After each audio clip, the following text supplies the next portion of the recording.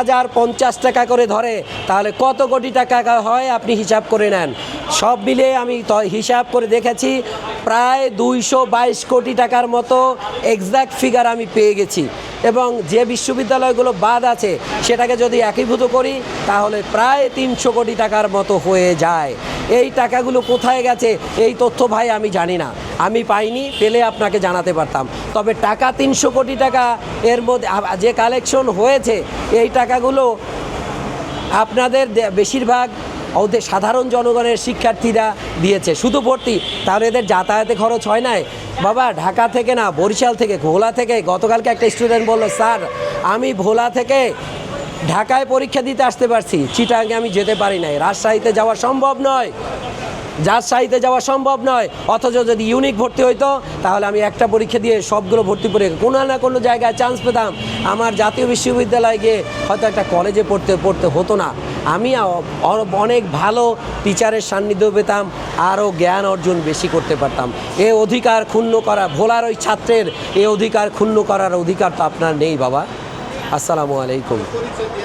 আমার নাম মোহাম্মদ সাজ্জাদ আলামিন, আমি বাড্ডা জোনে থাকি, নতুন বাজার এলাকা, ভাটারা থানার আন্ডারে। আমি আপনাকে বলছি আমি একজন অভিভাবক, আমরা দুজনই অভিভাবক, তার নাম হাফিজা আফরোজ, আমরা দুজনই অভিভাবক। এখন পর্যন্ত আমরা আছি, আমাদের দুটো সন্তান আছে, তারা এবছর পরীক্ষা দেবে। আমি এটুকু আপনাদেরকে বলতে পারি, আমি এতগুলো বিশ্ববিদ্যালয় ভর্তির ফর্ম ফিল আপ করার মতো টাকা আমার কাছে নেই। নাম্বার 1, এতগুলো বিশ্ববিদ্যালয় যাতায়াত খরচ দেওয়ার মতো সামর্থ্য আমার নেই। আমি যে কষ্ট ভোগ করতেছি, যে সমস্যা ফেল করতেছি, এটা আমার একার সমস্যা নয়।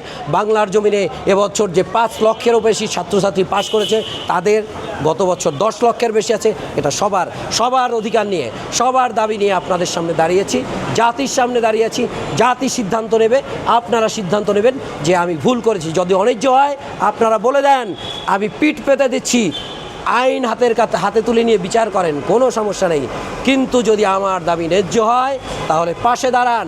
আপনার এলাকার থানা, আপনার এলাকার টিওন অফিস, আপনার এলাকার ডিসি অফিস, তাদের সামনে এই দাবি তুলে ধরুন, প্লেকার্ড নিয়ে দাঁড়ান, তারা আপনার দাবি দেখবে ইনশাআল্লাহ। ধন্যবাদ সবাইকে, আসসালামু আলাইকুম। যদি কেউ প্রেস ক্লাবে আসতে চান ঢাকার মধ্যে, আমরা প্রতিদিন 11টা থেকে 1টার মধ্যে 2 ঘন্টা সময়ের জন্য দাঁড়াই, আপনাদেরকে স্বাগতম, আপনারা আসবেন। 019, আমার নাম্বার 01954213731। আমি নাম্বারটা আবার বলছি, 01954213731। নাম্বারটায় হোয়াটসঅ্যাপ আছে, আপনারা যোগাযোগ করে নিতে পারবেন ইনশাল্লাহ। আসসালামু আলাইকুম।